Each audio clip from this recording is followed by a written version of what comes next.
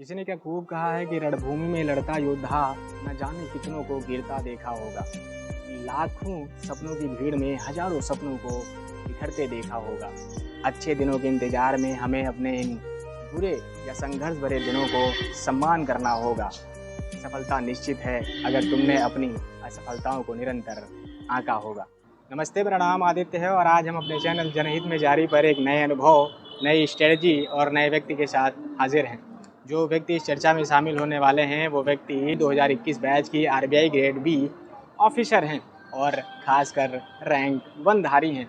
इनका नाम शिवांगी मिश्रा है और लखनऊ की रहने वाली हैं। तो आज हम इनसे चर्चा करने वाले हैं। चर्चा इस विषय पर करने वाले हैं कि इनकी स्ट्रेटजी के बारे में, इंटरव्यू के बारे में और ख़ासकर आरबीआई की ट्रेनिंग के बारे में।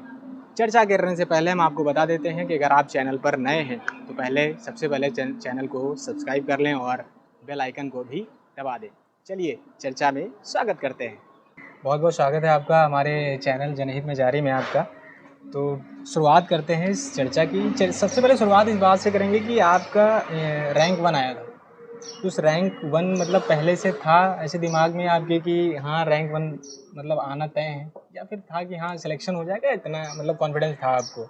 नहीं, ऐसा तो बिल्कुल भी ध्यान में नहीं था कि रैंक 1 आना है। हाँ, ये ज़रूर था कि जो देना है बेस्ट देना है, अपनी तैयारी को अच्छे से अच्छा देना है। बस आ गई रैंक 1 तो वो मतलब अच्छा हुआ गया एग्ज़ाम, अच्छा दिन था, अच्छा लगा, अच्छा था। आप लखनऊ यूनिवर्सिटी की विद्यार्थी रही, जब आपका सिलेक्शन हुआ था उस समय आप पीएचडी कर रही थी। हम इस पर आएंगे, आपसे चर्चा करेंगे विस्तार से। इससे पहले हम सबसे पहले बात स्टार्ट करेंगे इंटरव्यू से। ये रिटर्न का एग्ज़ाम आने के मतलब लिस्ट आने के बाद उसमें मतलब कितने दिन बाद आपको वहाँ पर ट्रेनिंग वो उसके लिए इंटरव्यू के लिए बुलाया जाता है? मेरे ख्याल से 1 महीना तो देते हैं, मतलब हाँ। अच्छा। 1 महीना तो दिया था, मतलब तैयारी जैसे जब रिज़ल्ट आया फेज़ 2 का, जब रिज़ल्ट हुआ उसके बाद मेरा अगस्त वगैरह मतलब हो गया था। 1 महीना दिया था उन्होंने, एंड ऑफ 1-1.5 महीना था तब मेरे पास। वो सफिशिएंट टाइम होता है उतना तैयारी करने के लिए? सफिशिएंट टाइम, हाँ मेरे ख्याल से उस वक्त करंट जो चीज़ें चल रही हैं उनको देखना है। अगर आप लगातार हर दिन देख रहे हैं, मतलब एक स्ट्रैटेजी बना के रखेंगे तो 1-1.5 महीना भी ठीक है, मतलब अच्छा है टाइम तैयार करने के लिए। अच्छा। तो उस इंटरव्यू के बारे में कुछ बताइए। आपका मतलब इंटरव्यू कैसा रहता है? पैनल के बारे में थोड़ा सा बताइए। इंटरव्यू में मेरे पैनल में 5 लोग थे। अच्छा। तो एक चेयरमैन होता है, एक चेयरपर्सन चेयरमैन जो उसको बोलते हैं, फिर एक स्टैटिस्टिक्स, क्योंकि हम स्टैटिस्टिक्स फील्ड से हैं तो एक स्टैटिस्टिक्स के कोई थे। हमें नहीं पता था तब कौन से वाले स्टैटिस्टिक्स के हैं, कौन से वाले क्या, बट एक चेयरपर्सन दैट एक मेन हेड होता है जो स्टार्ट करता है इंटरव्यू। अच्छा। तो आप जब भी जाएंगे तो सबसे पहले क्वेश्चंस उनके होते हैं। जब वो सेटिस्फाइड हो जाते हैं then he lets other people to ask कि आप भी पूछ लो, ऐसे करके। अच्छा, उसके पहले बायोडेटा भी भराया जाता है आपसे? हाँ, एक बायोडेटा भरवाते हैं। अच्छा। तो इंटरव्यू कैसे भी जा सकता है, मतलब आप पहले ही फिल करके वो भेज देते हैं बायोडेटा, क्या क्या आपकी चीज़ें हैं। हॉबीज़ में भी मतलब एक ज़्यादा ऐसा बहुत मेरे में एम्फेसाइज नहीं किया गया था, बट आपने क्या क्या एजुकेशन किया है, क्या कहाँ पे कहीं और जॉब किया है, या फिर कोई कोर्स आप परस्यू कर रहे हैं अभी। तो ये सब चीज़ें हैं जो मतलब पूरा बायोडेटा में कहाँ से पढ़ा है बताते हैं। ये इंटर और हाई स्कूल का भी उसमें मतलब भरवाते हैं जानकारी में आपकी? हाँ, स्कूलिंग कहाँ से हुई है? हाँ, पूरा। अच्छा। मतलब आप कहाँ से आपका पूरा एजुकेशन हुआ है, पूरी हिस्ट्री है एक तरीके से बायोडेटा में तो है पूरा ये। तो मतलब उस पैनल में जो लोग बैठते हुए हैं, तो मतलब उसमें आपकी स्टार्टिंग किस प्रकार से होती है? क्वेश्चन मतलब आपका किस प्रकार का रहता है इंटरव्यू? मतलब बेसिक स्टैट्स का फोकस रहता है या आरबीआई के लोग सोचते हैं कि आरबीआई का है तो उसमें जो है? ये बहुत इम्पोर्टेंट क्वेश्चन है। हाँ। तो क्या है कि मुझे भी यही डाउट था जब मैं इंटरव्यू देने वाली थी, तो मुझे भी यही था कि क्या होगा, कि बैंकिंग होगा कि स्टैटिस्टिक्स पूछेंगे, क्या होगा। लेकिन क्या है कि स्टैटिस्टिक्स के तो हम हैं, और ये बात हम निगलेक्ट नहीं कर सकते। हम एक रिजर्व एक बैंक का इंटरव्यू देने जा रहे हैं और हम बैंक के कुछ भी टर्मिनोलॉजीज ना जाने, तो एक अच्छी चीज़ है। और पूछते भी हैं वो लोग, बैंकिंग के बेसिक्स ज़रूर आपको पता होने चाहिए। ये नहीं होना चाहिए कि बैंकिंग पता ही नहीं कि भाई सीआरआर या रेपो रेट या क्या चीज़ है, क्योंकि आपको काम इसी पे करना है। तो ये चीज़ अच्छी रहेगी, बेसिक आप बैंकिंग का जान ले। और इकोनॉमी कैसी चल रही है, मतलब आपको इकोनॉमिक्स नहीं पढ़ के जानी है, बट इकोनॉमी के बारे में जानना है। मतलब जो टर्म्स होते हैं उनको मतलब आपको पढ़ना जरूरी एग्जैक्टली होता मतलब है। कुछ कॉन्सेप्ट्स होते हैं इकोनॉमी के, जीडीपी है क्या चल रही है, मतलब because in the end reserve bank inflation, growth, इनको देखता है। तो इन सब चीज़ों के बारे में थोड़ा कॉन्सेप्चुअल क्लियर कर लें, बाकी अच्छा, तो इस पे जो आप बता रहे हैं कि इस पर पता होना चाहिए, इन टर्म्स का कुछ एग्जांपल भी पूछ लेते, जैसे दे दिया सिचुएशन करंट टाइम की कि ये बताइए ऐसे इसमें होगा तो फिर इसमें क्या होगा, इन्फ्लेशन होगा या फिर क्या होगा, ऐसे भी पूछा जाता है। हम सिचुएशन पूछते हैं अलग अलग टाइप की। मुझसे भी सिचुएशन पूछी थी उन्होंने, तो मेरी सिचुएशन तो खैर एक एग्जाम्पल पूछा था, सिचुएशन नहीं पूछी थी। एग्जाम्पल था स्टैटिस्टिक्स के एप्लीकेशंस बैंकिंग में कैसे हैं। आप अगर स्टैटिस्टिक्स बैकग्राउंड के हैं और मैं जैसे पीएचडी भी कर रही थी, तो पीएचडी के कैसे यूज़ में, आप कौन सी फील्ड में या क्या मेथोडोलॉजी आपके दिमाग में है जो बैंकिंग के प्रोस्पेक्ट को और इम्प्रूव कर सकती है। तो क्योंकि इसको वो इंटरलिंक कर देते हैं कहीं ना कहीं से, आपके दिमाग में क्या चल रहा है उस चीज़ को पूछना चाहते हैं। इस तरह के रिलेट करते होंगे ना कि स्टैट्स का अगर मतलब जो भी विद्यार्थी है वो मतलब बैंक के हिसाब से कैसे कोरिलेट करता है, क्योंकि उन्हें सिर्फ स्टैटिस्टिक्स नहीं चाहिए। स्टैटिस्टिक्स में कुछ उनके बेसिक दिमाग में रहते हैं, मतलब ऑल्दो सभी चाहिए, बट कैसे हम इसे बैंक में यूज़ कर सकते हैं वो उनके ज़्यादा बेनिफिशियल है।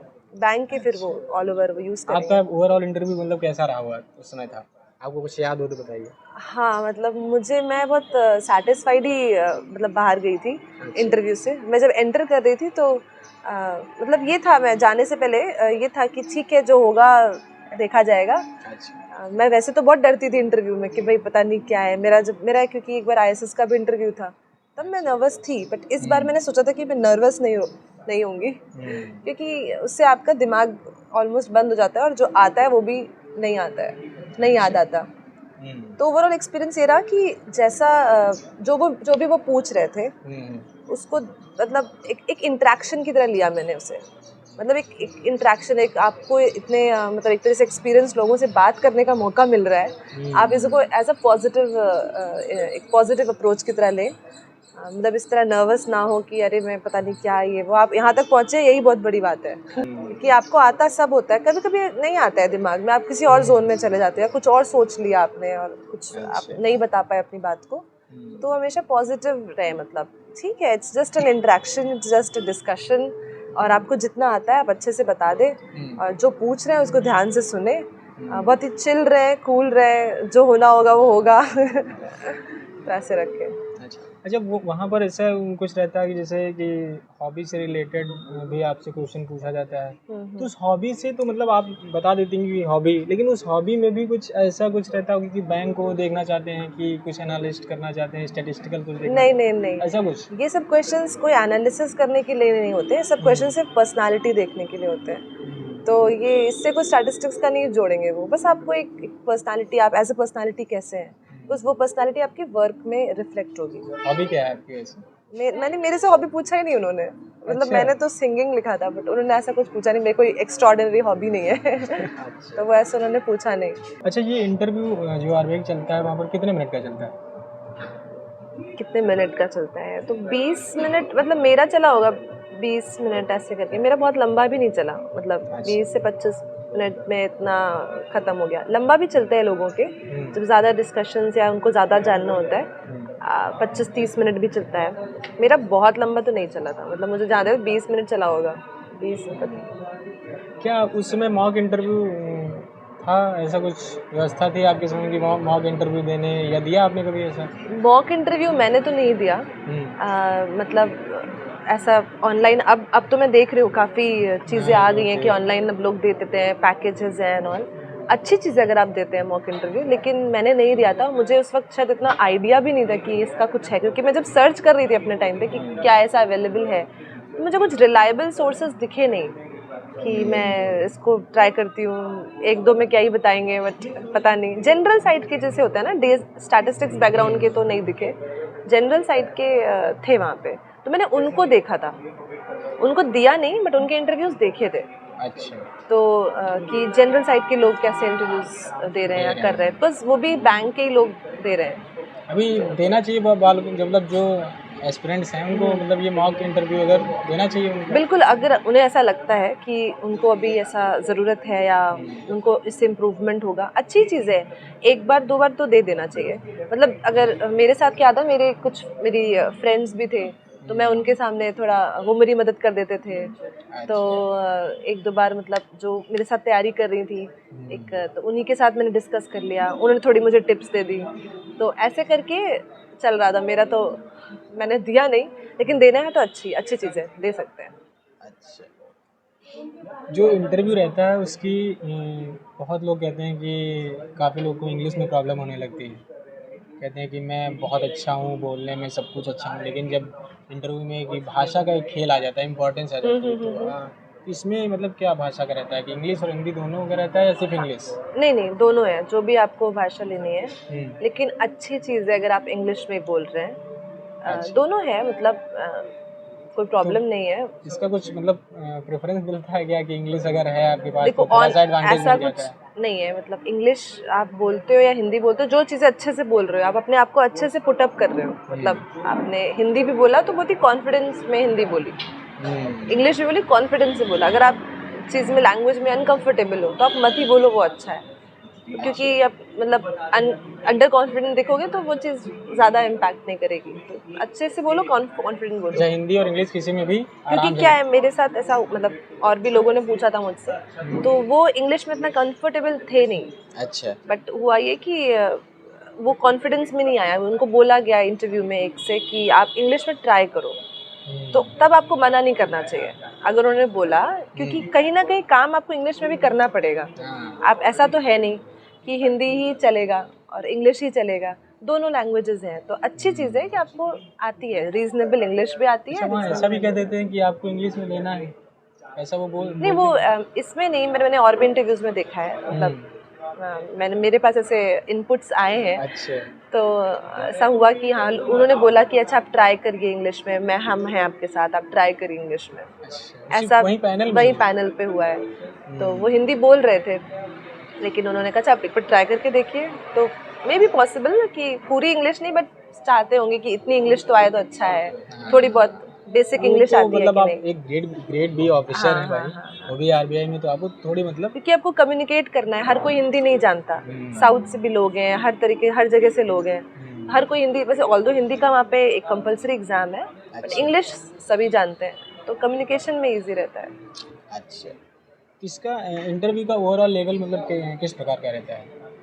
मतलब बहुत ज़्यादा स्टैटिस्टिक्स या फिर उसके बैंक रिलेटेड रहता है, या फिर ओवरऑल आपके जो है पर्सपेक्टिव को देखते हैं कि आपकी थोड़ा बहुत आपके पर्सनालिटी को देखते हैं, थोड़ा सा आपके नॉलेज को चेक किया जाता है, ये सब मिला करके रहता है या फिर मतलब एकदम धुआंधार करके वो? नहीं, बिल्कुल नहीं।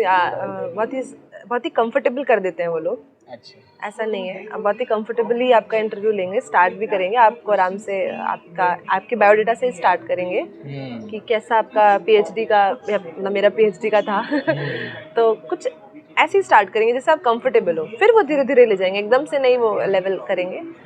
और हाई लेवल लग सकता है, मतलब कुछ मैं अपना अगर इंटरव्यू का एग्जांपल दूँ तो मेरा बहुत हाई लेवल तो मुझे नहीं लगा था, मॉडरेट था। अच्छा। मॉडरेट था, लेकिन ऐसे होता है कि क्वेश्चंस नहीं भी आते हैं, बहुत से क्वेश्चंस थे जो नहीं भी आ रहे थे मुझे, पोलाइटली आप बोल दो मैं ट्राई किया बट नहीं आया। तो level is like moderate to tough, मतलब मैं इजी तो नहीं बोलूँगी ये आरबीआई जैसे कि इसमें होता है आईएएस के एग्जाम में, तो वहाँ पर आईएएस की वेबसाइट से आईएएस के बारे में थोड़ा बहुत पूछा जाता है, तो आरबीआई के बारे में भी मतलब वहाँ पर पूछा जाता है कुछ? आरबीआई में तो आरबीआई की वेबसाइट इज़ मस्ट, मतलब उसको पढ़ के जाना ही है। बिल्कुल मेरे ख्याल से कोई ऐसा इंटरव्यू ही होगा जिससे उसकी वेबसाइट के बारे में नहीं पूछा होगा। मतलब मुझसे भी पूछा था सबको, मतलब आरबीआई की वेबसाइट के बारे में तो आप पढ़ के जाओ कि उसमें क्या क्या इन्फॉर्मेशन दिया है। अबाउट आरबीआई करके एक टैब है, उसमें आप पढ़ लीजिए, उसमें उसके स्ट्रक्चरल ऑर्गेनाइजेशन के बारे में पढ़ लीजिए, किस तरह के ऑर्गेनाइजेशन है, कौन कौन से डिपार्टमेंट्स हैं, अगर अपने डीएसआईएन का एग्ज़ाम दे रहे हैं उसमें क्या काम है, उसका क्या रोल है, तो मतलब तो पता होना चाहिए।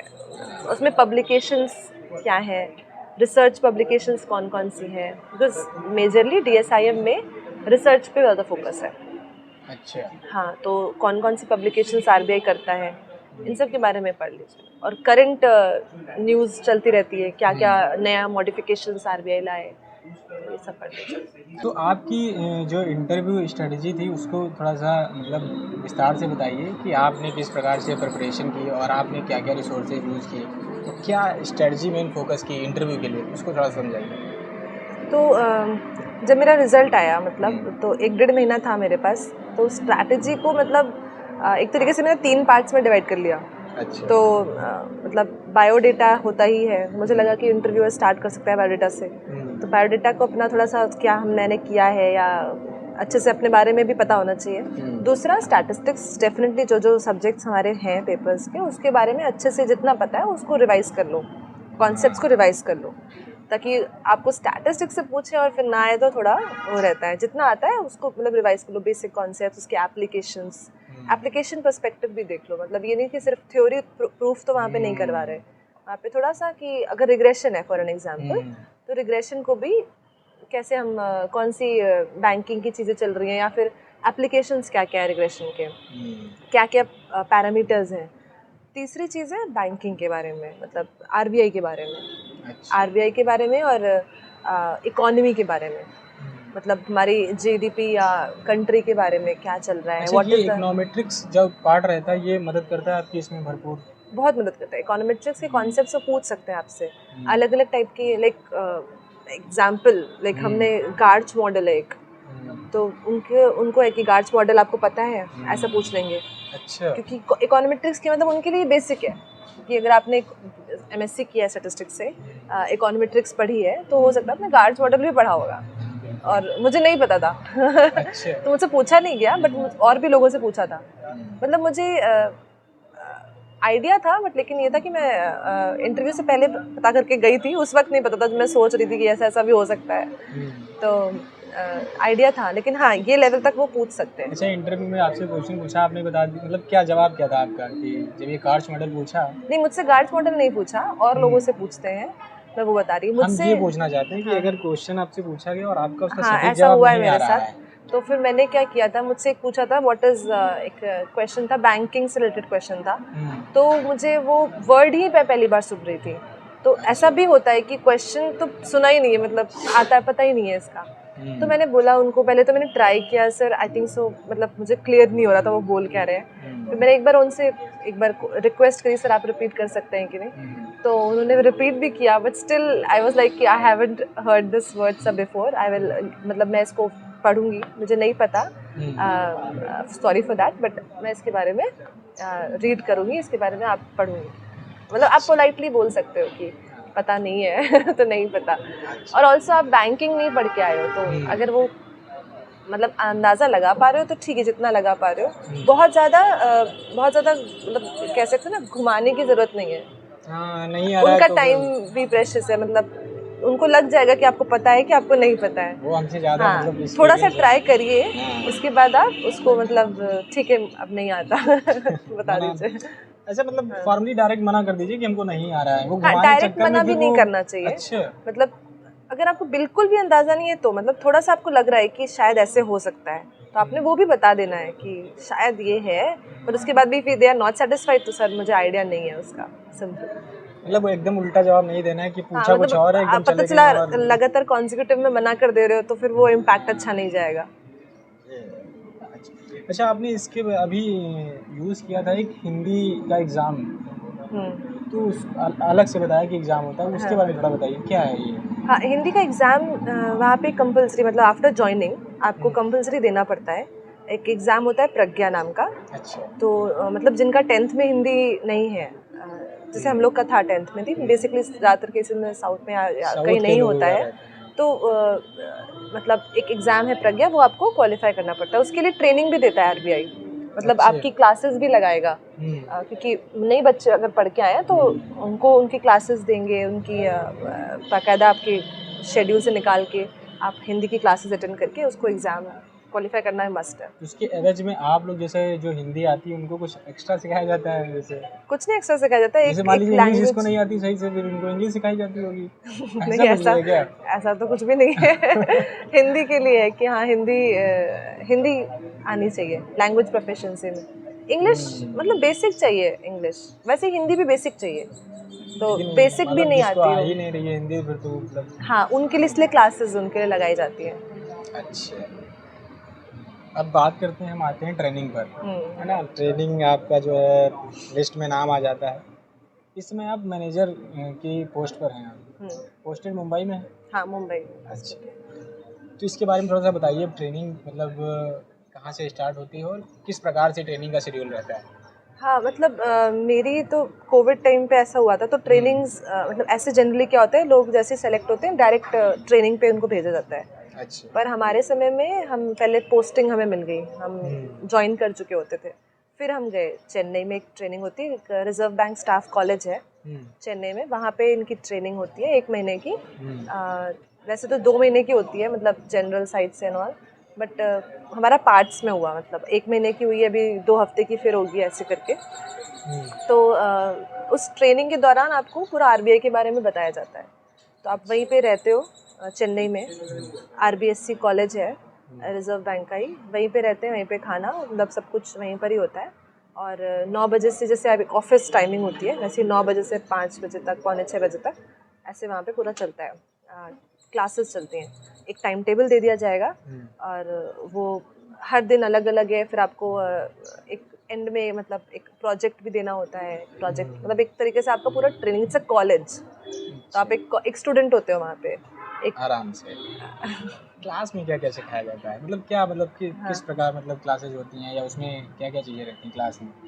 क्लासेस बैंकिंग से रिलेटेड है, मतलब बैंक में क्या चल रहा है, कितने डिपार्टमेंट्स हैं, उसके बारे में एक तरह से आरबीआई के बारे में रूबरू करा रहे हैं, अबाउट आरबीआई। क्या आप एक ट्रेनिंग के लिए आए हो, तो मतलब उसमें क्या क्या डिपार्टमेंट्स है, आरबीआई का रोल क्या है, फंक्शंस क्या है, आप एज एन ऑफिसर आपको अवेयर कराते हैं कि आपके क्या क्या फंक्शंस हैं, आपको क्या क्या पता होना चाहिए। आप मतलब सब कुछ पूरा तरीके से अच्छा, आपको जो आपको बताते हैं। ट्रेनिंग दे रहा होता है वो किस ग्रेड का ऑफिसर होता है जो आपको ट्रेन कर रहा होता है? ग्रेड का, हाँ, तो वो डी मतलब हायर ग्रेड का ही होता है, हम तो ग्रेड बी हैं, तो they will be like grade B से ग्रेड सी ग्रेड डी, ये होता है हमारा हाई लेवल। अच्छा, तो बी के बाद सी बनते हैं, फिर डी बनते हैं। ये नॉर्मली ऐसे मतलब वहाँ पर ट्रेनिंग में नॉर्मली ऐसा बिहेवियर रहता है कि एकदम कड़े बच्चों की तरह एकदम लगन से एकदम वो कर रहे होते हैं कि हाँ ये चल रही ट्रेनिंग एकदम उसी तरह, या नॉर्मली चिल मार के एकदम ट्रेनिंग में चलती है? नहीं, चिल मार के मतलब चिल तो रहना ही है मतलब चिल रहना, लेकिन हाँ एक टाइट शेड्यूल रहता है वहाँ पे।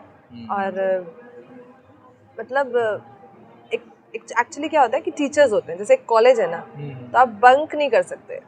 अच्छा, ऐसा नहीं है, अगर आप सोच रहे हैं कि आपको बंक करना है, कॉलेज है वो वाली बात नहीं है। यहाँ पे बाकायदा अटेंडेंस होती है, फिर वो रिकॉर्ड जाता है आप आरबीआई में पूरा कि आपने किया है, बंक किया अटेंड हुआ है। पूरा बनता है। अच्छा, मान लीजिए इसकी बंक कर रिपोर्ट दिया होती फिर? है, आपको बताना पड़ेगा, आपने छुट्टी लगेगी ना आपकी, आपको लीव के लिए अप्लाई करना पड़ेगा क्योंकि आपकी अटेंडेंस रिकॉर्ड नहीं हुई, तो आपकी लीव कटेगी। तो why will a person do that? तो मान लीजिए आपने बंक कर दिया, आपकी क्लास में मिस हो गई, तो उस चीज़ को कवर करने के लिए फिर आपको एक्स्ट्रा वो पढ़ाएंगे या पढ़ना पड़ेगा, नहीं, कैसे? लॉस आपका ही है आपको नहीं पता चल रहा है, लीव आपकी जा रही है, तो लॉस तो हमारा ही है। हाँ, जाते हैं लोग, एवरीवन गोज अटेंड, बाकी किसी की तबीयत सही नहीं है या कुछ ऐसा है तो कर सकते हैं, ऐसा कुछ नहीं है। हाँ प्रोसीजर मतलब सुबह जब ट्रेनिंग का मतलब प्रोसीजर रहता है तो उसमें ये बता देते हैं कि आपको ये आरबीआई में सिखाया जाएगा, ये बताया जाएगा? हाँ, हर दिन का मतलब क्लासेस होती है कि आज ये वाली क्लास है, आज ये वाली क्लास है, और फिर 1 से 2 लंच होता है। वहीं पे लंच करिए, शाम को मतलब ब्रेकफास्ट सब कुछ वहीं पर ही है। फिर स्पोर्ट्स एक्टिविटीज़ हैं बहुत सारी उस कैंपस में ही, अच्छा, तो वो एक्टिविटीज़ होती रहती हैं वहाँ पे। मतलब उनमें भी पार्ट लेना है। जरूरी है?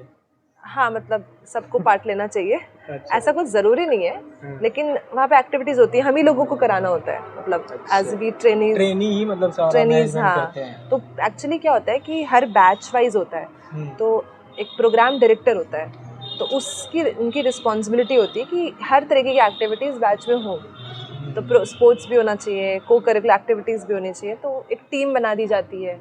अच्छा, तो ये टीम स्पोर्ट्स की है, ये टीम इसकी मतलब कल्चरल फुल की है। मौज आती है उधर ट्रेनिंग में भी ट्रेनिंग, हाँ, इट्स अ एक मेमोरेबल एक्सपीरियंस है ट्रेनिंग, मतलब आप जिंदगी भर याद करोगे क्योंकि पूरा बैच होता है आपके साथ, जिनके साथ आप ज्वाइन करें, तो एक मेमोरेबल एक्सपीरियंस है।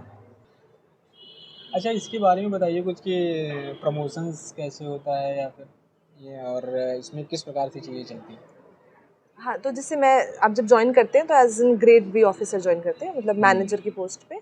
उसके बाद 7 इयर्स के बाद ग्रेड सी होता है, मतलब ग्रेड सी इसमें अपर है, एज मतलब ऐसे उल्टा होता है आप एडमिनिस्ट्रेटिव या गवर्नमेंट जॉब्स में A is best in that. यहाँ पे ए से बी, फिर सी, फिर डी, हाईएस्ट इज एफ। तो फिर आप हाँ ऐसा होता है। अच्छा, इनका ये जो प्रमोशन होता है वो कितने अंतराल में होता है, मतलब ईयर कितना लगता है? बी से सी टाइम बाउंड है, 7 इयर्स है। इसके बाद एग्ज़ाम देके होता है, एग्ज़ाम होता है। सी से डी में आपको एग्ज़ाम देना पड़ेगा, वो इंटरव्यू देना पड़ेगा, तब होगा। अच्छा। हाँ, तो इट्स नॉट टाइम बाउंड, मतलब उसमें आप इंटरव्यू क्लियर करेंगे, एग्ज़ाम क्लियर करेंगे, तब डी बनेंगे, ऐसा है। अच्छा, ऑफिसर बनने के बाद जो है आपको साल दर साल एग्जाम ही देना है उसके। आरबीआई में आप अगर आप आए हैं तो आप ऐसा मत सोचिएगा कि पढ़ाई छूटेगी। हाँ, आप मतलब it's a continuous learning in RBI, पर मतलब एग्जाम्स तो देने हैं यहाँ पर। अच्छा, ट्रेनिंग के दौरान बाकी चीज़ें मतलब बाहर फील्ड वर्क पे क्या क्या चीज़ें रहती हैं और क्या क्या चीज़ें आपको ऑब्जर्वेशन में बताया जाता है? एक आरबीआई ग्रेड बी ऑफिसर के लिए आपको क्या क्या चीज़ें माइन्यूट देखनी पड़ती हैं, वो बताइए हमको, क्या क्या सिखाया वो बताया जाता है? ट्रेनिंग में जो हमारी ट्रेनिंग हुई थी उसमें मतलब आपको पूरा आरबीआई के बारे में बताते हैं, आउटबाउंड एक्टिविटीज़ भी कराते हैं, मतलब बाहर लेके जाते हैं। तो हमें मैसूर में प्रेस है और एक पेपर मिल है, वहाँ पे ले गए थे। तो वहाँ पे आपको मतलब वहाँ पे दिखाया जाता है कैसे नोट बन रहा है आपके सामने। हाँ, कैसे एक तरीके से आपको एक लाइव एक्सपीरियंस करने को हम लोग को मौका मिला। तो कैसे वो पेपर भी कैसे बनता है। अच्छा। जैसे कि हाँ, एक पेपर मिल भी है पास में। तो सिक्योरिटी बहुत रहती है? बहुत सिक्योरिटी है, मतलब हम लोग तो चप्पल जूते सब उतार के गए थे, मोबाइल या कुछ भी मतलब अंदर नहीं लेके गए थे, कुछ नहीं लेके जाना होता है। वो लोग वो एक आरबीआई का ऑफिसर भी क्योंकि हम ट्रेनी थे इसलिए हमें जाने दिया गया, वरना ऐसे भी एक आरबीआई ऑफिसर को भी ऐसे नहीं अलाउड है जाने का। काफ़ी वहाँ पे सिक्योरिटी है, बट वो एक्सपीरियंस बहुत अच्छा था क्योंकि आप जब सामने से देखते हो कि इतनी ऐसे सिक्योरिटी फीचर्स आपको बताए जाते हैं, फिर आपको बताया जाता है कि ये चीज़ आप छूते हो कि भाई ये पेपर ऐसे है। तो वो एक्सपीरियंस काफ़ी अच्छा था, मेमोरेबल था। अच्छा, वो गांधी जी वाला कुछ बता रही थी कि गांधी जी को आपने बहुत नज़दीक से देखा पेपर में, वो बताइए क्या बता रही थी? नज़दीक से नहीं देखा, वो गांधी जी की जो मतलब जैसे वो प्रिंट होके आता है ना, तो मतलब आपको नोट पहचानने का एक मतलब बेसिक तरीका बताया जाता है कि हाँ ये आप हाँ, मतलब आप सामने से देख रहे हो तो हर की क्वालिटी अलग है, मतलब it's not an easy job, ये पता चला वहाँ पे। बड़ी बड़ी फैक्ट्रीज, मशीन्स हैं और बहुत सारे वर्कर्स लगे हैं, मतलब हर टाइप के नोट के लिए, हर टाइप के पेपर की क्वालिटी, थिकनेस, एवरीथिंग वहाँ पे चेक हो रही है। मतलब तो एक जोन्स बने हुए हैं, मतलब अच्छी चीज़ है, काफ़ी आपको एक्सपीरियंस मतलब वहाँ पे मिला। अलाउंसेस क्या क्या मिलते हैं? अलाउंसेस तो अच्छे खासे मतलब अच्छे मिलते हैं। लाइक यहाँ पर हमें रहने के लिए भी लाइक रेंट आपको आरबीआई देगा, एक लिमिट होती है, आपको उस लिमिट तक अगर आप लेते हैं तो आपको पूरा वो आरबीआई देगा। एंड बुक ग्रांट मिलती है, मेडिकल रिइंबर्समेंट्स आपको मिल सकते हैं। मतलब आपको कोई बुक पहले तो क्या होता है, बुक के लिए पढ़ने के लिए कुछ लेते हैं तो वो है, बुक ग्रांट्स है वहाँ पे। अच्छा। नहीं भी लेते तो भी वो मिल जाएगा आपको, मतलब आप पढ़ सकते हैं आगे जा करके। और मेडिकल फैसिलिटीज़ हैं। एंड खाने में एक हम लोग को सुडेक्सो कार्ड दिया जाता है। अच्छा। तो दैट इज़ लाइक वो बहुत ही यूज़फुल हो जाता है कि वो आप अपने नॉर्मल राशन का मतलब आपको उससे उसको आप यूज़ कर सकते हैं। तो क्वार्टरली बेसिस पे वो एज इन मिलता है। तो मतलब ये है कि बेसिक एमिनिटीज़ की अलाउंसेस एक अलाउंसेस की तरह से मिल जाता है। पेट्रोल का मतलब एक तरह से कन्वेंस अलाउंसेस मिल जाते हैं। अच्छा। हाँ, तो कन्वेंस अलाउंसेस है, अलाउंसेस ठीक है मतलब। अच्छा, ये मेडिकल टेस्ट वाला क्या बता रही थी आपकी, अगर उसमें आप मेडिकली फिट नहीं हैं? मेडिकली फिट, हाँ, मतलब क्या होता है कि जॉइनिंग विनिंग सब आपकी मतलब होने के पहले भी होता है, मेडिकल टेस्ट होता है एक। तो वो एक BMO branch medical officer, bank medical officer, तो वो आपकी रिपोर्ट्स को देखता है। तो अगर वो एक रेंज में नहीं है तो आपको टाइम देता है कि आप इसको थोड़ा सा हेल्थ से फिट हो जाए। तो वो वरना कंफर्मेशन में थोड़ी प्रॉब्लम आ सकती है वगैरह। जनरली सब हो ही जाते हैं, कोई बहुत बड़ी प्रॉब्लम नहीं आती है। लेकिन हाँ, इसको भी कंसिडर करते हैं, लाइक वेट आपका BMI मेंटेन है कि नहीं है, ऐसा करके तो डायबिटीज़ है या कुछ समथिंग लाइक दैट, कुछ ना कुछ तो निकलता है लोगों में। बट हाँ, एक रेंज होनी चाहिए, मतलब कि अगर बीएमओ को लगता है कि नहीं ये फिट नहीं है ऐसा करके, तो वो आपको थोड़ा टाइम देंगे। कितना? जितना उनके बेसिस पे, उनकी हेल्थ लाइक 6 मंथ देंगे, 1 साल, मतलब नेक्स्ट उनकी कोई प्लान वो शेड्यूल कर देंगे कि कितना आपको टाइम चाहिए, इसमें आप इस कवर अप कर लीजिए, फिर आप फिर से रिपोर्ट होगी, टेस्टिंग होगी। अच्छा। ये भी देते हैं वो। तो हम ये जानना चाहते हैं कि सबसे जो है हाईएस्ट लेवल का जो ऑफिसर रहता है वो किस मतलब ग्रेड का रहता है आरबीआई में? हाईएस्ट लेवल का ऑफिसर हाँ, ग्रेड एफ है, मतलब ग्रेड एफ। हाँ ग्रेड एफ है, लेकिन वो तो हमारे ईडी हैं, then we have I mean CGM है, ED of course executive director, अच्छा। एंड तो डेप्यूटी गवर्नर, फिर तो गवर्नर, ऐसा है इनकी रैंकिंग। तो मतलब ग्रेड्स पूछे तो एफ है, उसके बाद वो ग्रेड्स नहीं होता, उसके अच्छा, बाद बी उनकी के पोस्ट बाद फिर सी बड़ा है, फिर डी बड़ा है, फिर ई बड़ा है, फिर एफ एफ। बड़ा है। हाँ, इसमें ऐसे थोड़ा उल्टा है।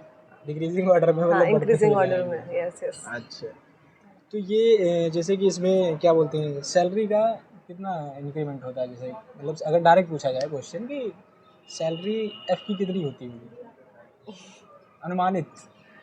मैंने भी नहीं देखी अभी तो मुझे भी मतलब अनुमान अच्छी खासी होगी इन लोग की ग्रेड एफ तक सैलरी। आई मीन मुझे सच में बिल्कुल इतना आइडिया नहीं है कि मैं कितना बता पाऊँ। हम लोगों की मतलब है कि हाँ बढ़ती है, काफ़ी है इन लोग की। अच्छा, अब हम बढ़ते हैं आपकी स्ट्रेटजी को लेकर के थोड़ा सा कि क्या आपकी जब आपने रिटन एग्ज़ाम दिया तो उस रिटन एग्ज़ाम देने से पहले भी आपने अपने आप को खपाया है, मतलब मेहनत जिसको बोलेंगे, तो उसके बारे में हम फ़ेज़ 1 के सबसे पहले आते हैं। फ़ेज़ 1 में आपके 20 क्वेश्चंस आते हैं, 100 नंबर का पेपर रहता है। तो हाँ, इसके पहले भी आपने बताया कि आईएसएस का पेपर दिया, इंटरव्यू दिया हुआ है, आएंगे उस पर भी। इस पर बताइए कि सेफ जोन मतलब कितना रहता है फर्स्ट इस फेज़ के लिए कि इतना नंबर आ जाए तो सेफ जोन में खेल रहे हैं आप? सेफ जोन में मतलब अगर कुछ क्वेश्चंस बता सकती हूँ, मार्क्स पे नहीं, मतलब 20 क्वेश्चन शायद होते हैं हाँ, फेज 20 1 में। क्वेश्चन। तो मतलब सेफ जोन लाइक 11-12 क्वेश्चंस भी अगर सही जा रहे हैं आपके, तो आप सोच सकते हैं कि हाँ फेज 2 इज़ गुड। अच्छा हाँ, जाएगा। या 12 क्वेश्चंस, 11-12 क्वेश्चंस भी सही जा रहे हैं, तो मतलब हताश होने की ज़रूरत नहीं है। 11-12 क्वेश्चंस में भी आप फेज़ 2 में अच्छा कर सकते हो, मतलब सही अगर आपके गए हैं ऐसा करके। इसके पहले आपने कितनी बार आरबीआई मतलब दिया हुआ एग्ज़ाम? मैंने एक बार हाँ 2 बार दिया था। मतलब एक बार तो मैं इतना सीरियस में नहीं दिया था, मतलब मेरा हमेशा से फोकस एक्चुअली आईएसएस रहा था। तो अच्छा। हाँ मतलब मुझे नहीं पता था मैं आरबीआई में जॉब लगेगी, क्योंकि इतना मुझे आइडिया भी नहीं था आरबीआई के एग्ज़ाम का, इतनी जागरूकता नहीं थी एक्चुअली डीएसआईएम आरबीआई का। अच्छा। तो दिया था एक बार, फेज़ 1 हुआ था, फेज़ 2 नहीं हुआ, फिर दूसरे में आई मीन हाँ एक बार तो ऐसे ही दिया था, फिर फेज़ 2 में भी नहीं हुआ इंटरव्यू तक। इस बार फाइनली सब हो गया। आईएसएस के लिए कहीं से कोचिंग किया था? हाँ आईएसएस की कोचिंग की थी नीरज सर की, एक लखनऊ साल। वाली? हाँ 1 साल लखनऊ में ही कोचिंग की थी मैंने, अच्छा। तो उससे भी मुझे फ़ायदा मिला। एक आपको एक शिफ्ट अपलिफ्ट मिलता है, तो 1 साल करी थी कोचिंग। अच्छा, अब फेज़ 1 की बात करते हैं कि इसके लिए आपने क्या मतलब प्रॉपर स्ट्रेटजी अपनाई थी कि या फिर उधर आईएसएस की तैयारी चल रही थी तो उसी का जो है फेज़ 1 उसी के सारे क्लियर हो गए? आईएसएस की तैयारी, हाँ मतलब ये था कि नोट्स हो या फिर आपकी जो भी तैयारी है वो सब आईएसएस की बनी हुई है, सब मतलब आईएसएस के स्टैटिस्टिक्स की बनी हुई है। तो बस ये देखना ज़रूरी है आरबीआई में कि लाइक आईएसएस बहुत वास्ट कोर्स है। आरबीआई में कोर्स बहुत इतना वास्ट नहीं जितना आईएसएस में है। तो आपको क्या करना है, स्मार्ट वर्क करना है, मतलब इसमें कुछ सेक्शन सेलेक्ट भी होते हैं फेज़ 2 में, तो वो सेक्शन जब आपको आते हैं उसको ही अच्छे से कर लीजिए, मतलब फिर उसको फिर अच्छे लेवल तक कर लीजिए। आईएसएस में क्या है कि बहुत कुछ पूछ लेंगे, तो कभी याद रहे, कभी कोई चीज़ का हाई लेवल पूछ लिया, किसी चीज़ का हाई लेवल नहीं पूछा। लेकिन आरबीआई में था कि मैंने कुछ सेक्शंस पिकअप कर लिए थे कि मुझे इन सेक्शंस को अच्छे से अच्छा देखना है, फिर इनकी अच्छी बुक्स पढ़ लेनी है। मतलब ऐसा ना हो कि मुझसे इस सेक्शन को अगर मैंने पिकअप किया है तो इस सेक्शन का ये क्वेश्चन मुझसे ना हो। दूसरी चीज़ ये है कि क्वेश्चन पेपर्स जो प्रीवियस ईयर के हैं उनको मतलब मिस ना करें। प्रीवियस ईयर के क्वेश्चंस आरबीआई के बहुत कम अवेलेबल हैं, लेकिन आईएसएस के क्वेश्चन पेपर्स होंगे आपके पास, गेट के क्वेश्चन पेपर्स होंगे, गेट एग्ज़ाम स्टैटिस्टिक्स का जो आपका है, आईएएस में भी जब स्टैटिस्टिक्स ऑप्शनल होता है उसके क्वेश्चन पेपर्स होंगे। तो ये सारे previous year question papers IIT jam के, इन सब को प्रैक्टिस करें। इनसे आप क्वेश्चंस के मतलब प्रैक्टिस करें, उनका सॉल्यूशंस नहीं आ रहा तो फिर आप आपके आसपास लोग होंगे या फिर उनसे डिस्कस कर लें, या सर आपके कोई गाइड हो उनसे पूछ लें जितना आ पाए। मतलब ये लगता है ना लोगों के क्वेश्चंस तो मिल गए, आंसर्स कहाँ से मिलेंगे, तो जनरली हो ही जाएगा क्योंकि आंसर आपको दिया है, सोल्यूशन नहीं मिल रहा है। आंसर आपको दिया हुआ है बट अब धीरे धीरे डिस्कस करके सोल्यूशन भी मिल ही जाएगा। ऑनलाइन कैलकुलेटर इसमें अलाउ होता है, सेकंड फेज में मिलता है, तो वो कितना आपके लिए मतलब आप उसमें ज़्यादा कंफर्टेबल रहते हैं? नहीं, कंफर्टेबल मुझे नहीं लगता ऑनलाइन कैलकुलेटर में कोई इतना रहता होगा, क्योंकि हम लोग जनरली इतना यूज़ नहीं करते ना ऑनलाइन कैलकुलेटर, मोबाइल में है, इन तो सब में आपको इसकी प्रैक्टिस पहले से कैसे की जा सकती है ऑनलाइन कैलकुलेटर की? अगर आपको मतलब लगता है कि आपको प्रैक्टिस की बहुत मतलब ज़रूरत है तो आप कंप्यूटर में कर लीजिए प्रैक्टिस। मतलब होता है ऐसा, मेरे साथ भी हुआ था बट इतना मुझे ज़रूरत नहीं पड़ा, लेकिन मतलब इट्स गुड, एक बार आप अगर कर लें, मतलब कुछ क्वेश्चंस है क्लिक कर लें, स्पीड देख लें अपनी कैसे मैं कर पा रहा हूँ कि नहीं जल्दी जल्दी, क्योंकि बहुत से लोगों से ऐसी दिक्कत आई है कि ऑनलाइन कैलकुलेटर में नहीं क्लिक कर रहे हैं और जल्दी जल्दी नहीं हो रहा है। हाँ, क्योंकि इतनी आदत नहीं है कंप्यूटर पे, तो अच्छी चीज़ है अगर आप कर भी लें। आते हैं इंग्लिश पे थोड़ा सा, इसकी थोड़ा इम्पोर्टेंस को समझाइए कि इंग्लिश को मतलब इसके साथ रखना कितना आपको इम्पोर्टेंस लगता है, मतलब इम्पोर्टेंट लगता है इंग्लिश को, इंग्लिश सब्जेक्ट को ऐसा टाइप, एक तो टाइप करना होता हाँ, है, हाँ, तो ये थोड़ा सा लॉजिक को समझाइए, इस तरह इम्पोर्टेंस को बताइए कि टाइप करना होता है तो इसके पीछे क्या लॉजिक रहता है कि टाइप क्यों करवा दें, लिखवा लें उसको भी। नहीं, क्योंकि क्या है वहाँ पे उन्हें कंप्यूटर प्रोफेशनसी चाहिए। हाँ, आपको क्योंकि कंप्यूटर पे ही काम करना होगा तो वहाँ पे तो कंप्यूटर पे काम करना है, बहुत सारे नोट पुटअप मतलब नोट्स होते हैं जो हमें आगे जाके काम करना पड़ता है। टाइप राइटिंग वही उनकी रिक्वायरमेंट है, लाइक RBI की, इतना कंप्यूटर पता होना चाहिए, इतना मतलब इतना आप कंप्यूटर पे लिख रहे हो कि नहीं, स्पीड कैसी है, तभी उन्होंने उस चीज़ को लिखा। मतलब उनको सिर्फ स्टैटिस्टिक्स पढ़ने वाला नहीं, उसको अच्छे से कम्युनिकेट करने वाला भी चाहिए। मतलब सिर्फ स्टैटिस्टिक्स आप पढ़ लो, उसको आप अच्छे से नहीं बता पाओ, आप उसका एक रिसर्च ना लिख पाओ, या आप मतलब आप पढ़ के अपने तक ही रखोगे तो कैसे चलेगा। ये बात है। उसको अच्छे से बता सके।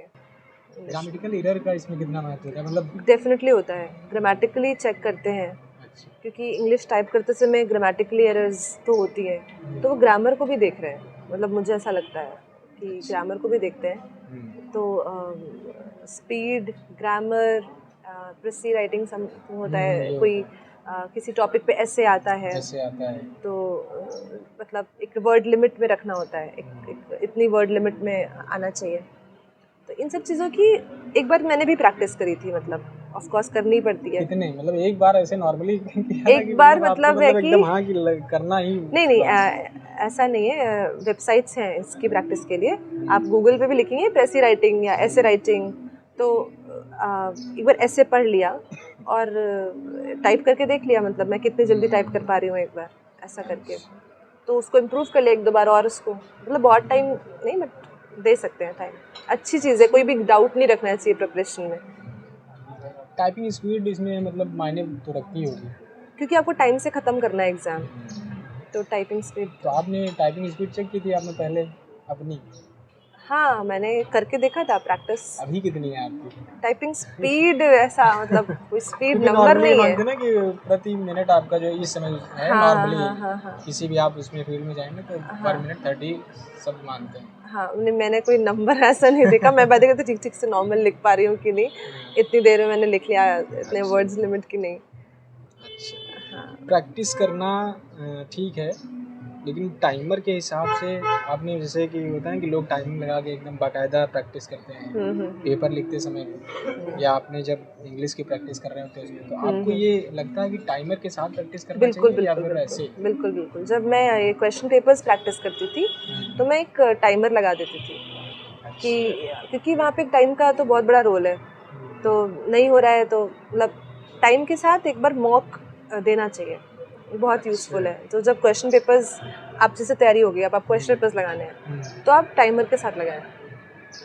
तो वो मैंने किया था, इतना टाइम में कंप्लीट करना है। कीबोर्ड की हालत क्या रहती है वहाँ की, मतलब कीबोर्ड जो रहता है टाइपिंग नॉर्मली ऐसे रहता है कि वहाँ कुछ अलग से मतलब कीबोर्ड का वो रहता है बनावट?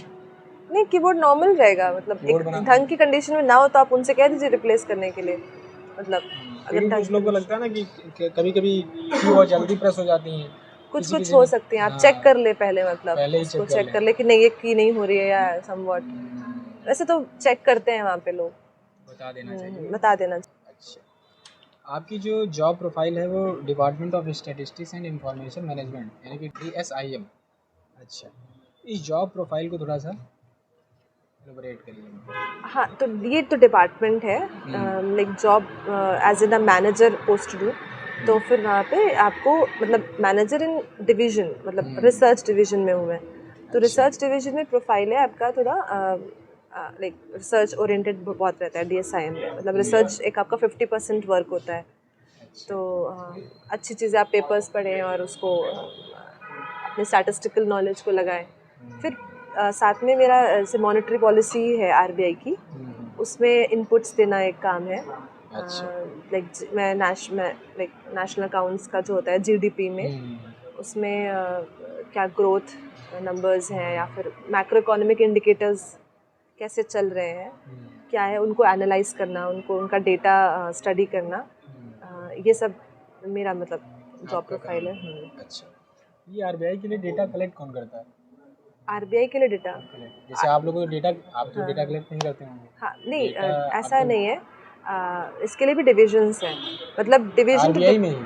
हाँ RBI में ही, RBI में क्या है कि बहुत सारे डिपार्टमेंट्स होते हैं, हर डिपार्टमेंट में फिर डिविजन्स होते हैं, तो लाइक डिपार्टमेंट स्टैटिस्टिक्स का जो है उसमें बहुत सारे डिविजन्स हैं, तो जो डिवीजन, जैसे फॉर एन एग्जांपल एक CCS सर्वे होता है, IESH का सर्वे होता है, ये RBI कंडक्ट करवाता है, तो वो डेटा कलेक्ट करता है इसका, तो कुछ एजेंसीज को देगा, उसका डेटा कलेक्ट करवाएगा, तो ऐसा होता है। तो बाकी सेकेंडरी डेटा मिनिस्ट्री का जो डेटा होता है उस पर काम होता है। अब हम थोड़ा सा जनरल पर बात कर लेते हैं। आपने ICS की तैयारी बताया था, आपने तैयारी की, कितनी बार वहाँ पर मतलब गई हैं इंटरव्यू तक? एक बार गई हूँ मैं इंटरव्यू, मतलब पहली बारी में हो गया था, इस साल की बात? 2019 में गई थी मैं इंटरव्यू में। अच्छा, उसके बाद फिर? उसके बाद मैं इंटरव्यू तक नहीं गई तो फिर 21 में RBI में हो गया। हाँ, 20 में नहीं हुआ मेरा, फिर 21 में RBI में हो गया।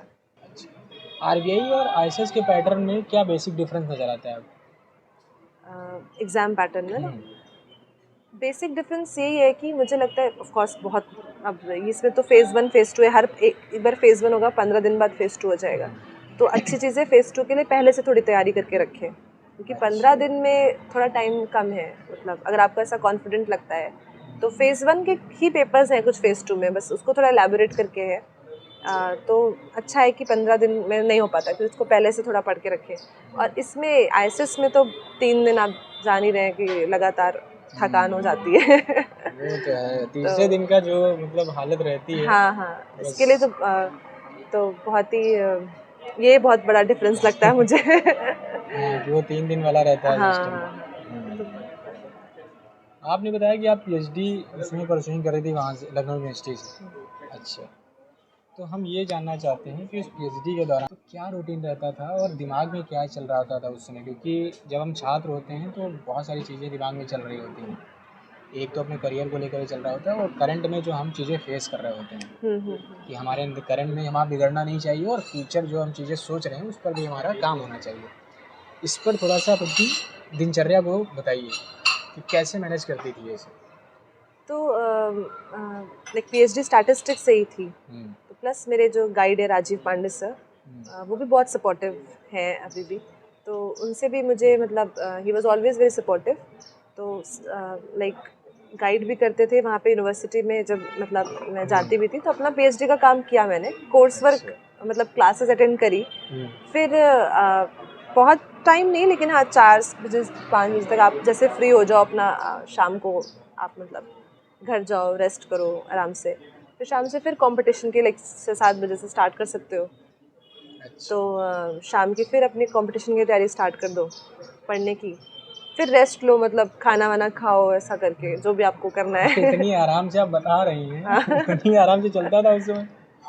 ज़रूरी नहीं है कि हर दिन आपका ये टाइम शेड्यूल फॉलो हो। हाँ। मेरा ये रहता था कि हर दिन का टारगेट नहीं है, कि मुझे ये दिन करना है, मुझे एक हफ्ते का करना है। मतलब मैं ये सोचती थी मुझे ये ना होना चाहिए कि यार इतने टाइम तक मेरा यही नहीं पढ़ पाई मैं, तो मैं चाहे इसको एक दिन लगातार कर लूँ या एक दिन बिल्कुल ना करूँ, दूसरे दिन ख़त्म करूँ। तो ये नहीं कि आज का ये टारगेट है, आज ये करना है, ऐसा नहीं है।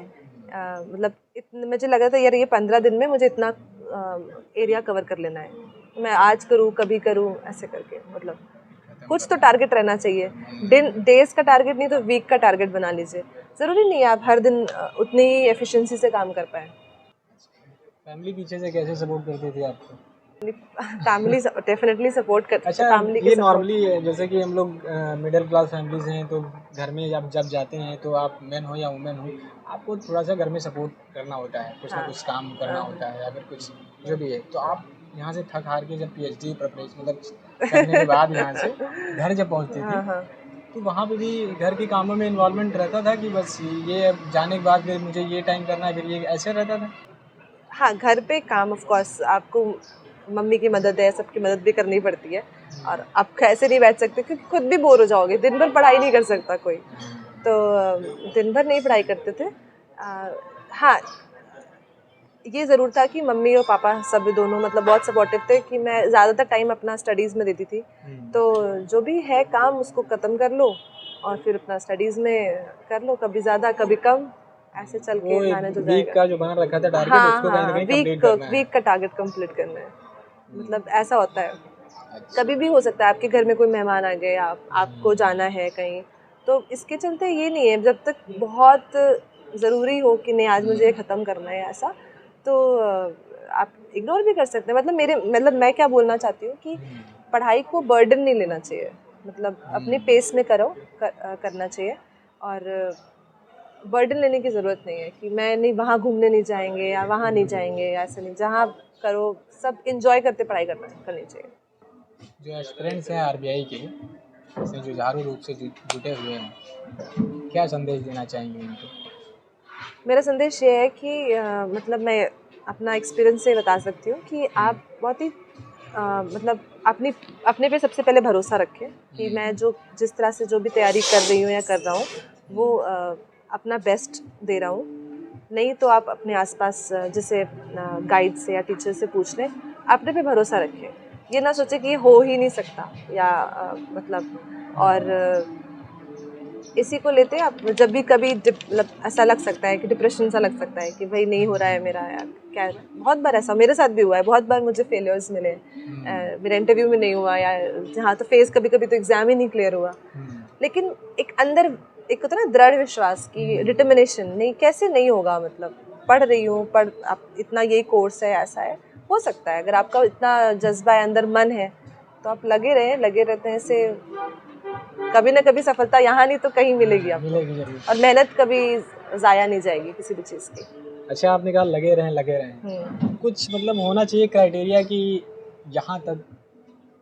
यहीं तक मतलब रहेगा, इसके बाद अगर नहीं होता है, कि आपको क्या लगता है कि आप क्या कहना चाहेंगे कि इतना मतलब तैयारी करना चाहिए? कभी कभी हो जाता है ना कि तैयारी करते करते आप अपर में निकल जाते हैं, कुछ चीज़ें लेट हो जाती हैं, तो आपके हिसाब से लगता है कि हाँ इतनी मतलब इतना समय लगा लेना चाहिए आदमी को या कैंडिडेट्स को, उससे पहले ही कई लोग हार मान लेते हैं, तो आपके अनुसार क्या मतलब होना चाहिए, कितनी लिमिट होनी चाहिए, कब तक? हाँ, ऐसा कुछ है क्राइटेरिया? नहीं, बिल्कुल ऐसा है, लेकिन मतलब जब तक आपको लगता है कि नहीं, अपना पूरा बेस्ट तो दे दीजिए, मतलब लिमिट को आप भले एग्जॉस्ट कर लीजिए, अच्छा। लेकिन अगर आपका मन है उस चीज़ में तो आप एक बार उसको मतलब अपना बेस्ट तो दे दीजिए। ये नहीं होना चाहिए कि मैंने अपना बेस्ट ही नहीं दिया और पहले ही हार मान ली।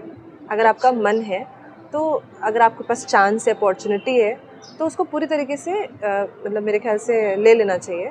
उसके बाद ऑप्शंस हैं, ज़िंदगी चलती रहेगी, ऑप्शंस हैं आपके पास। आप साइड ऐसा भी कर सकते हैं, लाइक मैंने जो किया था, मैंने कंपटीशन की तैयारी कर रही थी, नहीं हो रहा था, लाइक बहुत जगह 2020 में भी नहीं हुआ, तो मैंने पीएचडी भी ज्वाइन करी साइड। तो ये नहीं करना चाहिए कि मतलब लाइक एक ही चीज़ में आप लगे हैं, आप साइड में कुछ, जैसे मैंने पीएचडी ज्वाइन कर ली, नहीं हुआ, ऐसा भी हो सकता है कि कहीं ना हो मेरा, तो एक साइड में जो आपको ऐसा लगता है कि ये चीज़ मेरे करियर को मतलब एक स्टेबिलिटी देगी, तो अपने फील्ड से रिलेटेड उसको आप ले सकते हैं। जैसे मैंने पीएचडी ज्वाइन कर ली। अब अंतिम रुझान की तरफ बढ़ते हैं। ये अगर पूछा जाए कि शिवांगी मिश्रा जो है एक स्टूडेंट जब लाइफ जी रही थी और अब एक ऑफिसर हैं, क्या बेसिक सा डिफरेंस है उनमें, कि उस समय क्या आपको महसूस हो रहा था और अब इस समय आपके दिमाग में क्या चल रहा है, या जो भी महसूस हो रहा है उस चीज़ को हम जानना चाहते हैं। स्टूडेंट तो अभी भी हैं ही, क्योंकि वहाँ पे भी सीख ही रहे हैं, यहाँ पे भी सीख रहे हैं। हाँ, ये ज़रूर है कि अब आप थोड़ा सा ब्रॉडर पर्सपेक्टिव से सोच पा रहे हैं। पहले आप स्टूडेंट थे, मतलब कि आपको उतना लिमिटेड स्कोप एक्सपोजर मिलता है। जब आप एक ऑर्गेनाइजेशन में काम करते हैं, तो जब आप खुद ही वो सामने से एप्लीकेशंस देख रहे हैं, तो आप थोड़ा उसी चीज़ को थोड़ा ब्रॉडर पर्सपेक्टिव में देखते हैं कि अच्छा ये ऐसे होता है या फिर ये इस तरह से है। तो आप अपने आइडियाज़ और दिखा पाते हैं, बता पाते हैं, समझ पाते हैं अपने आप को।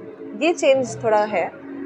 बाकी जो सबसे अच्छी बात जो है, जो आपने पढ़ा उसको आप प्रैक्टिकली अप्लाई कर सकते हैं। तो ये चीज़ अच्छी अच्छा, लगी। ये तो हो गया एकेडमिक्स का। घर वालों का कैसा रवैया, वैसा ही है कि मतलब कुछ चेंज हुआ है? घर वाले बहुत खुश थे। घर वाले खुश थे क्योंकि उन्होंने देखा है मेहनत करते हुए लोगों को, मतलब हम लोगों को, तो काफ़ी खुश थे। हाँ, बट मुंबई जाना मेरी मम्मी को था कि मुंबई जाना पड़ेगा। अच्छा। क्योंकि मैं एक्चुअली पहले कभी बाहर निकली नहीं थी। लखनऊ यूनिवर्सिटी में ग्रेजुएशन हुआ, उसमें पोस्ट ग्रेजुएशन पीएचडी भी वहीं से, तो जॉब के लिए भी बाहर नहीं गई। अब जाना है तो सीधे मुंबई। तो हाँ, ये कि मुंबई जाना पड़ेगा, बाकी तो सब खुश, अच्छे था। आप यहाँ तक पहुँची हुई हैं, सबसे बड़ा योगदान आप, सबसे बड़ा नहीं कह सकते, मिला जुला योगदान आप किसे देना चाहेंगे यहाँ तक पहुँचने के लिए? यहाँ तक पहुँचने के लिए सबसे पहले तो अपने पेरेंट्स का योगदान है बहुत बड़ा। उनका हमेशा ही सपोर्ट रहा है। इतना आप तैयारी करते हैं और हमेशा उनका एक हर किसी के, मतलब वो आपके सपनों पे भरोसा रखते हैं कि नहीं आप कर सकते हैं। तो पेरेंट्स का और मेरे दोस्तों का और मेरे टीचर्स का, जिन्होंने लखनऊ यूनिवर्सिटी के जितने भी टीचर्स हैं और कोचिंग में जो मैंने पढ़े, सबका एक मिला जुला एक कह सकते संगम है सक्सेस। अच्छा, तो ये थी हमारे साथ शिवांगी मिश्रा, जिनसे हमने अभी जो है बहुत कायदे से बातचीत कर ली है। अगर आपके मन में भी रत्ती भर भी शंका है, सवाल है, तो आप हमें मैसेज में टाइप कर सकते हैं। समय मिलते ही हम उन प्रश्नों का जवाब ढूंढकर आप तक पहुंचा देंगे, ये हम प्रयास करेंगे आपके साथ। तो बहुत बहुत धन्यवाद आपका, हमारे चैनल पे आइए आप, और हमसे जो है एकदम बहुत कायदे से और विनम्रता से हमने आपसे बातचीत की। भविष्य में हम चाहेंगे कि आप हमें और भी गाइड कर सकें, हम आपसे बात करते रहेंगे। बहुत बहुत धन्यवाद आपका। धन्यवाद।